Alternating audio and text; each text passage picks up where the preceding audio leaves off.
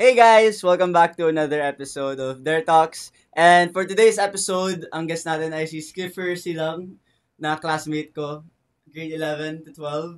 Yes, Hey yun. guys! So, Yeah. our, kinakabahan pa siya. First time niya First lumabas sa time, camera first time. Pero ako mukha talaga yun ni Limino. Kaya magpaano dyan. So, our topic Guys. for today is rejection. Diba? Sanay na sanay Yes. ako dyan. Sanay na Already. sanay din yung kasama ko dyan. Sobra. Ata. So, we're gonna talk about rejection, how it redirects you, ano naging impact nun sa'yo, and is it necessary for growth? Ikaw ba, Skip? Na-reject ka na ba? Love or career? Mm. Wait. Career marami. I don't say it's career pero In sa, general. sa life. Sa Marami life. na, marami. What's, you want to tell us about that rejection? Ano yung rejection na yun sa career mo na yun? Siguro, in general, or life, or career, rejection ko is mostly from schools. Or like, kasi, before senior high school and during college, na-reject na ako ilang beses. Like, sa admissions ng schools. Kasi, naalala ko lang, kaya ginas kita talaga. Kasi, hindi naman, kasi totoo naman, nakaka-inspire naman yung story na yun. Kasi, di ba, na-reject ka sa ilang schools ba yun? In-applyan mo nun? Sa college, Big Four. Tapos na-reject Sa Big ako Four. ng 3. Tapos, ano naging, reaction mo dun sa rejection na yun? Siyempre, sa una, yung UP. UP unang lumabas sa batch natin eh. UP unang lumabas.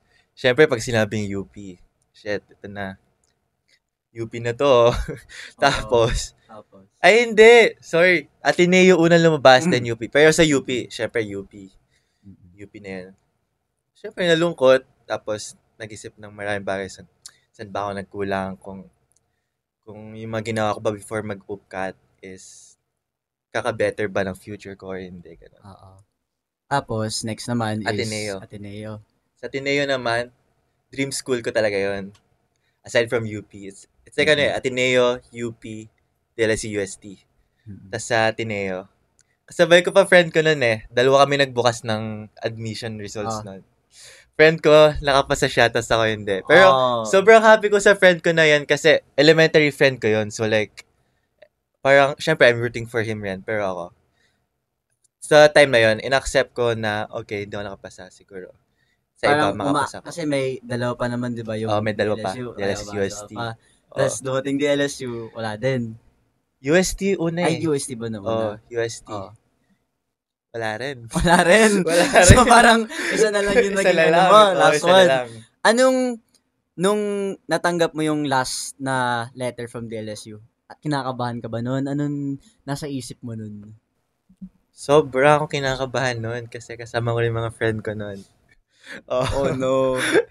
Pero, parang, di ko pinakita sa kanila na sobra akong na heartbroken ako nun sa rejection na yun kasi parang ayoko talaga ipakita sa iba na pag na-reject ako, parang yung weak side ko ayoko ipakita sa kanila.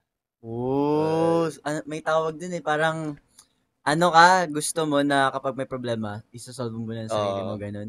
Pero halata naman eh. Kasi nag-deactivate ka pa naman ng... Nawala wifi. Nawala ng wifi ng 1 linggo. Tapos akala ko may nangyari na sa'yo. Sabi ko, Skip, okay ko lang ba? Hindi ko sumasagot. Skip, talk to me. Tingin mo ba, rock bottom mo na yun?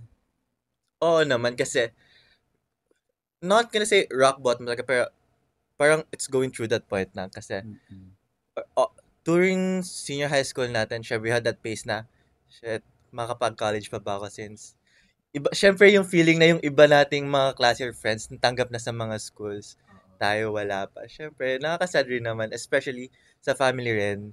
Syempre, ayaw maging disappointment sa kanila, ganun. What was your process nung, kasi 'di ba natanggap ka na bigla sa UST? Paano mo na yun? Anong naging journey mo doon? Paano biglang pumasok sa isip mo na ang tawag doon? Mag-reconsider, ganun? Kasi sa UST hindi rin ako natanggap pero na-recon ako doon. Parang una kong ginawa doon, syempre, pumunta ako. Sa church ko binuksan yung una. Tapos, sa church, hindi ako nakapasa.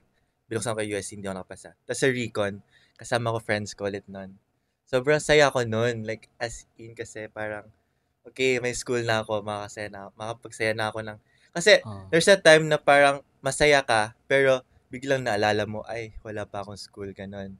Alam mo Oo, yun? yung parang bigla ka na lang sasampalin ng Oo, katotohanan. like, parang Mm. nakipagtawanan ka sa friends mo, pero parang there's a glimpse na, ay, shit, wala pa akong school, ganon. Oo. Tapos nung natanggap mo yung UST, yan na, Yan na. nandito na ako. Oo. Grabe. So, Bayad na agad admission fee, ganon. pinag-pray mo ba yun nung nag-ano ka sa UST, nung natanggap ka? Lahat Really? naman pinag-pray ko. So, parang, kahit yung rejection ng rejection ng ibang schools, parang, isip ko na lang na, okay, it's a redirection. So, yung sa UST, pagtingin ko talaga. So, naniniwala ka na parang redirection yun sa'yo ni Lord yung napunta ka sa UST. Kahit di man dream school mo, at least, di ba, nakapasa ka. Ganun. Oh, I guess in a direction talaga siya kasi, ngayon naman, I enjoy UST naman talaga. Tingin mo ba, natulungan ka ng ng mga rejections mo na maging kung sino ka man ngayon? Do you think it was necessary for you to grow as a person? Sobra. Kasi, okay, parang before hindi ko to ma-admit sa sarili ko, hindi ako naging sobrang prepared during set season. Kasi summer, di talaga ako sobrang nag-review nun.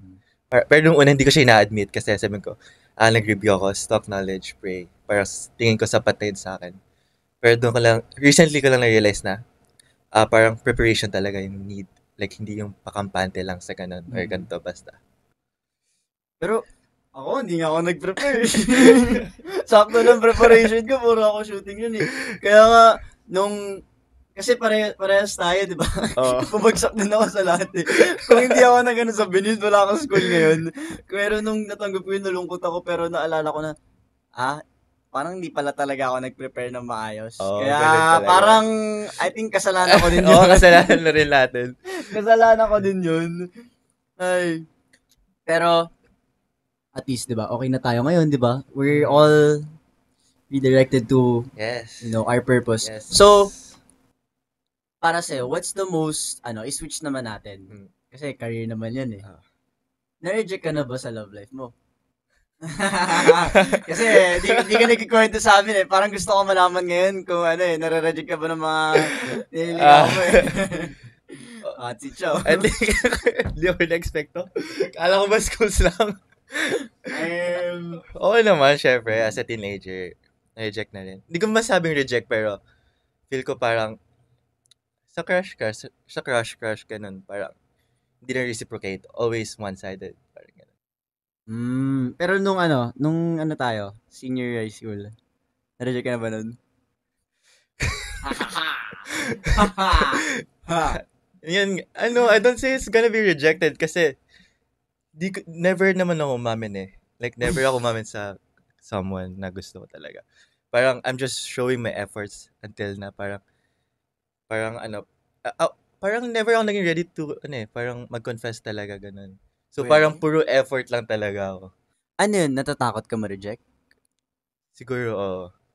Yun talaga. Why? Can you I want to know na bakit natatakot ka ma-reject? Takot ako ma-reject kasi, syempre, parang hirap nito. Sige lang. Wala lang yung mo. Hindi naman, okay, natakot na ma-reject, pero hindi sila natakot talaga ma-reject. Gets mo ba? Parang, kasi, feel ko kasi di pa rin ako ready super pumasok na in relationship, ganun eh. Kasi, ang hirap pumasok sa relationship na hindi ka talaga ready. Kasi parang, masasaktan mo yung isang tao. Tapos ikaw parang, ayoko siya gawin as a stepping stone, kumbaga na parang, pumasok sa isang perfect relationship, ganun. So, ayun, parang, okay, takot ako ma-reject, pero at the same time, feel ko sarili ko hindi pa talaga ready. Kaya, puro efforts lang ako ng efforts, ganun ba. Pero, sarili mo dun yung sinasaktan mo. Pero, ganun din ako eh. Hindi, pero lately kasi na-realize ko na ang hilig ko mag-effort. Pero, at the same time, hindi pa pala talaga ako parang ready. Diba na parang, kaya ko bang ibigay yung buhay na gusto nito? Parang, hindi pa ayos yung sarili ko eh. Pero masaya naman pag yung effort mo, diba? Pero kasi sa akin, naman ako, yung, ang tawag dito, gusto ko na ma-reject na ako. Para lang ano, parang, parang matapos na yung Oo, problema. ganun, Ayaw ganun. lang mag-overthink na ganun. oo, ganun. Parang, masapul talaga sa mukha mo na, walang chance, ganun. Oo. Kasi, sanay na ako ma-reject eh. Oo Nakita ko nga. na ba sa'yo? Hindi lang sa ano, hindi lang naman sa love life. Kasi, kwento ko na sa'yo. Hindi mo pa ata narinig yung story ko. Kasi before, nung bata pa ako, bago ako maging artist, parang 3 or 4 years old ako nun. Nag-a-apply ako lagi sa mga VTRs. Alam mo yun, yung Commercial, auditions, ganun ba yun? commercial. Oo.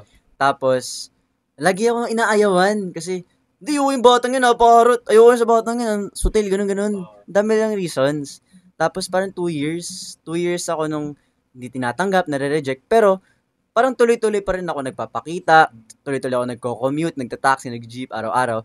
Until after like 2 years, dun ako nagkaroon ng parang biglang break na, ayun, may commercials na, sunod-sunod. Tapos biglang nag-sign na ako sa GMA.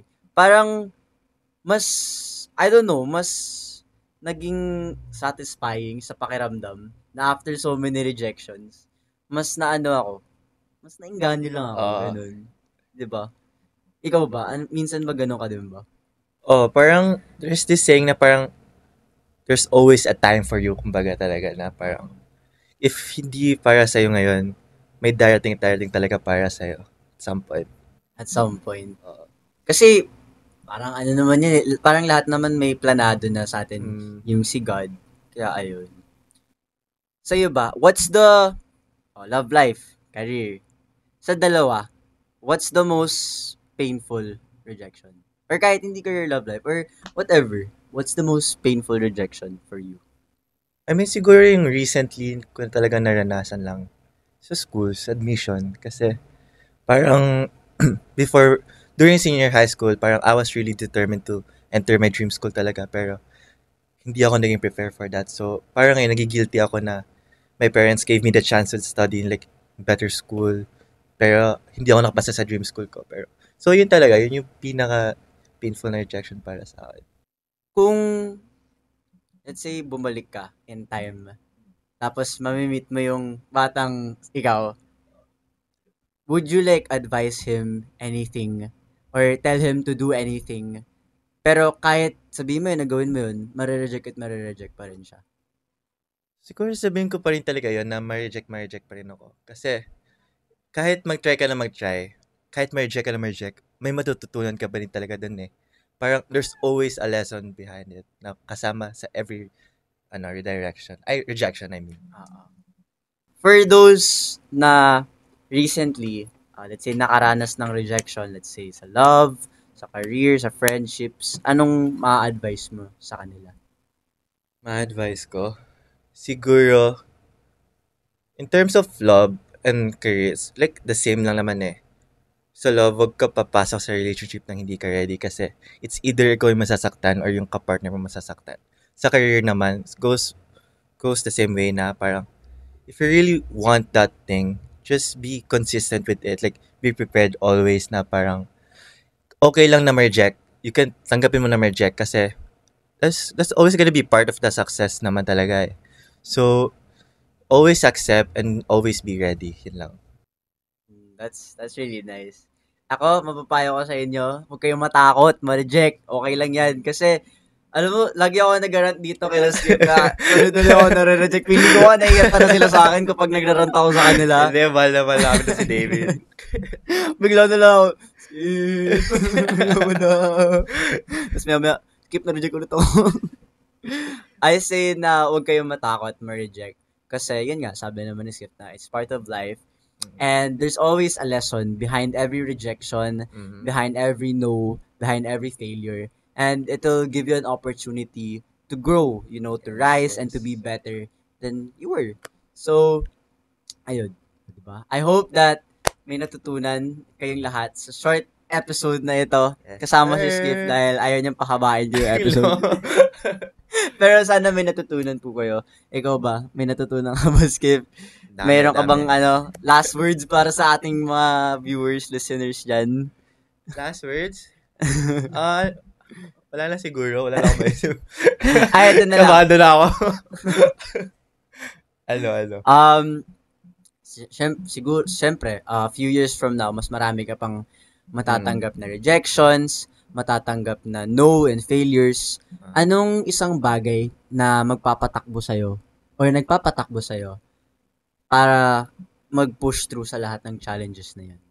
Siguro for me, ewan ko, it works for me. I always have an inspiration. Kasi sa akin, family ko talaga yung inspiration ko with everything that I do.